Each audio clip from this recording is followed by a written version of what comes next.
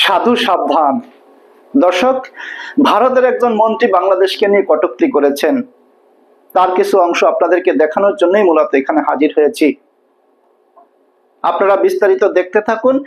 প্রথমে আপনাদেরকে যে ভিডিওটি দেখাবো, সেই ভিডিওটির পরে আমার বিস্তারিত কথা আছে, আপনাদেরকে সেটা দেখাবো। আপনারা দেখে আমাদের কমেন্টস বক্সে কমেন্টস করবেন। তো কথা বাড়াবো না, আপনারা যারা আমাদের চ্যানেলে নতুন আছেন তারা আমাদের চ্যানেলটি সাবস্ক্রাইব করুন এবং আমাদের এই সংবাদের সাথেই থাকুন।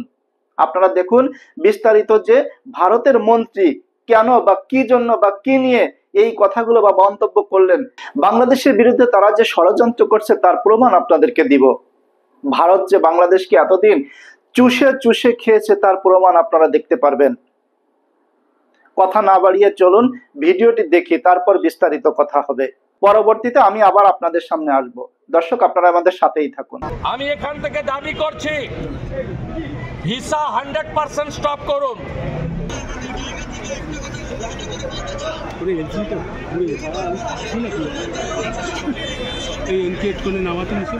এই নাবালক যারা মন্ত্রীর পদমর্যাদায়, তাদের এই ধরনের ভারত বিরোধী কথা বলা বন্ধ করুন। আর চিকিৎসা নেওয়ার জন্য করাচি আর লাহোরে যান। আমাদের প্রত্যেকের সঙ্গে বাংলাদেশের বহু মানুষজনের আত্মীয়তার সম্পর্ক আছে, শুধু আমাদের নয়, কয়েকটি।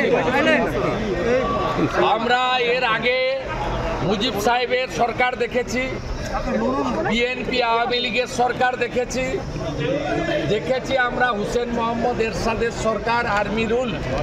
কিন্তু এই ধরনের ভারত বিদ্বেষী কথাবার্তা, ভারত বিদ্বেষী আচরণ, এই রকমের হিন্দু নিধন, হিন্দুদের আস্থার জায়গা মন্দিরকে টার্গেট করা, এইভাবে হিন্দু সনাতনী প্রচারক প্রভুদেরকে মিথ্যা মামলায় জেলে পোরা, এ জিনিস আমরা বিগত দিনে দেখিনি।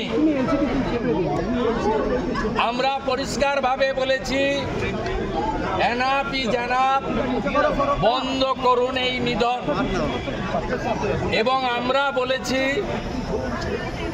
যদি না করেন এবং চিন্ময় কৃষ্ণ প্রভুকে মুক্তি না দেন তার বিরুদ্ধে কোনো অভিযোগ নেই, অভিযোগ প্রমাণিত হয়নি। তিনি একজন বাংলাদেশের রাষ্ট্রবাদী বৈষ্ণব ভাগবত প্রচারক। তিনি তার যত বক্তব্য আপনি আমি শুনেছি, তাতে তিনি বাংলাদেশের জাতীয় পতাকাকে কাঁধে নিয়ে সেখানে তিনি মুক্তিযুদ্ধের পক্ষে আমার মাটি আমার দেশ, বাংলাদেশ ছাড়ছি না ছাড়বো না স্লোগান দিয়েই করেছেন। তাই তাকে যে অপবাদে করা হয়েছে, এটা সম্পূর্ণভাবে তালিবান, আইএস এবং মৌলবাদী শক্তির পদধ্বনি শোনা যাচ্ছে। বাংলাদেশের তত্ত্বাবধায়ক সরকারের এক প্রশাসক, তিনি ক্যাবিনেট মন্ত্রীর পদমর্যাদার সমান, তিনি আজকে সরাসরি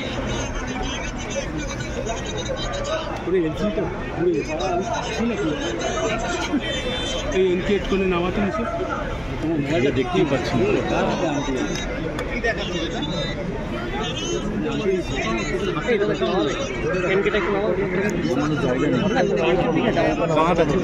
বিক্রম অনেক কষ্ট করে আছে। এই তুই আমার এসিটা ভাঙিস না বা চাপা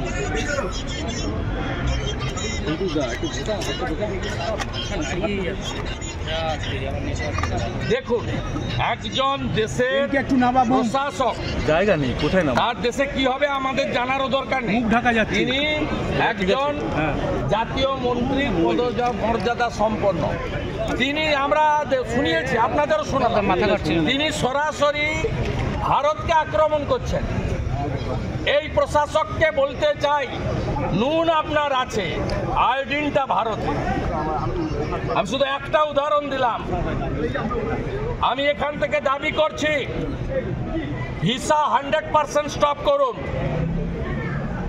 আমরা প্রয়োজন হলে একদিন অপেক্ষা করে ভিসা দপ্তরেও যাব, এখানে ভিসা সেন্টারে। টপ ভিসা দেওয়া বন্ধ করুন completely. Export import permit issue করা বন্ধ করুন। বাকিটা আমরা বর্ডারে করব সোমবার থেকে। বলে দিলাম, চিন্ময় কৃষ্ণ প্রভুকে নিঃশর্ত মুক্তি, হিন্দুদের উপর আক্রমণ, মন্দির ভাঙা বন্ধ করুন। আর এই ধরনের এই নাবালকদের, যাদের আপনারা ওখানে তত্ত্বাবধায়ক সরকারে বসিয়েছেন, এই নাবালক যারা মন্ত্রীর পদমর্যাদায়, তাদের এই ধরনের ভারত বিরোধী কথা বলা বন্ধ করুন। আর চিকিৎসা নেওয়ার জন্য করাচি আর লাহোরে যান, এখানে আসবেন না, পরিষ্কার বলে দিতে চাই আমরা। এখানে দাবি করার কি আছে? ভিসা তো আগেই বন্ধ করা হয়েছে। ইন্ডিয়ান ভিসার জন্য বাংলাদেশি মানুষের নিকট থেকে যে অগ্রিম টাকা নিয়ে বসে আছে ভারত, এই কথাটা তো একবারও কেউ বলছেন না। এ কথাটা ভারতের কেউই তো বলছেন না। মন্ত্রীর পদমর্যাদায় যারা আছেন তাদেরকে আপনি নাবালক বলছেন। আপনি কাকে নাবালক বলছেন? নাবালক আপনি চেনেন? মিস্টার মন্ত্রী বাবু, এটা ভারত নয়, এটা বাংলাদেশ। আপনার কথায় আর বাংলাদেশ চলবে না, বুঝেছেন? ভারতের কথায় বাংলাদেশ চলবে না। কাকে নাবালক বলা হলো? ডক্টর মোহাম্মদ ইউনূসকেও তার উপদেষ্টাদের নাবালক কাকে বলে আপনি জানেন? নাবালক শব্দের অর্থ আপনি বোঝেন? আপনি যে বলছেন ভারত বিরোধী কথাবার্তা বন্ধ করতে হবে, ভারত বিরোধী কথা তো বাংলাদেশের কেউ এখন পর্যন্ত বলেই নাই। বরং বাংলাদেশ বিরোধী কথাবার্তা বলছে ভারতের কিছু দালাল মিডিয়া। এগুলো আপনাদের চোখে পড়ে না? এগুলো কি আপনারা দেখেন না? আজকে আপনি মন্ত্রীবাবু বললেন যে চিকিৎসার জন্য করাচি আর লাহোরে যেতে। আমাদের দেশে গ্রামের মহিলাদের মতো কথা বললেন আপনি। মহিলারা একজন আরেকজনকে কিছু দিলে তারা খোঁটা দেয়। তো আজকে ভারত সেই কাজ করলো, বাংলাদেশিদের চিকিৎসা সেবা নিয়ে যে খোঁটা দিলেন, আপনারা আজকে নিজেদের বড় মনে করলেন। এটা মোটেই উচিত হলো না। আপনি যে বারবার বলছেন ভারত বিদ্বেষী কথাবার্তা আর ভারত বিদ্বেষী আচরণ, হিন্দু নিধন, হিন্দুদের টার্গেট, সনাতন ধর্মের চিন্ময় কৃষ্ণ দাসকে মিথ্যা মামলায় জেলে দেওয়া হয়েছে। আপনি ভারতে বসে কি বুঝলেন যে তাকে মিথ্যা মামলা দেওয়া হয়েছে? ভারতে বসে কি আপনি বুঝতে পারছেন যে তাকে মিথ্যা মামলা আটক করা হয়েছে? কিভাবে বুঝলেন যে তাকে মিথ্যা অভিযোগে কারাগারে প্রেরণ করা হয়েছে? কেন? বাংলাদেশের যারা আইন প্রণেতা, যারা হাইকোর্ট সুপ্রিম কোর্ট পরিচালনা করে, তাদের কি কোনো জ্ঞান নাই? নাকি তারা আইন সম্পর্কে কিছুই বোঝে না? আপনারা বলবেন আর বাংলাদেশের আইন অমান্য করে চিন্ময় কৃষ্ণ দাসকে মুক্তি দিতে হবে। বাংলাদেশের আইন চলবে আইনের গতিতে, ভারতের দাপটে এদেশের আইন চলবে না। কথাটা স্পষ্ট মনে রাখতে হবে। আপনি ভারতের যে হন না কেন, আপনি ভারতের যেই হন না কেন, বাংলাদেশ সম্পর্কে বাজে মন্তব্য করার কোনো অধিকার আপনার নাই। এই অধিকার আপনাকে দেওয়া হয় নাই। আপনার দেশের মিডিয়াকে সাবধান হয়ে যেতে বলেন। বাংলাদেশকে নিয়ে যে বাজে মন্তব্য কেন করছে, বাংলাদেশকে নিয়ে যে মিডিয়া, আপনার দেশের মিডিয়া যে বাজে মন্তব্য করছেন, এটা কি আপনাদের চোখে পড়ে না? নাকি এটা আপনারা দেখেন না? এই বাংলাদেশকে নিয়ে আপনার ভারতের মিডিয়াগুলোকে বাজে মন্তব্য করা থেকে বিরত থাকতে বলুন।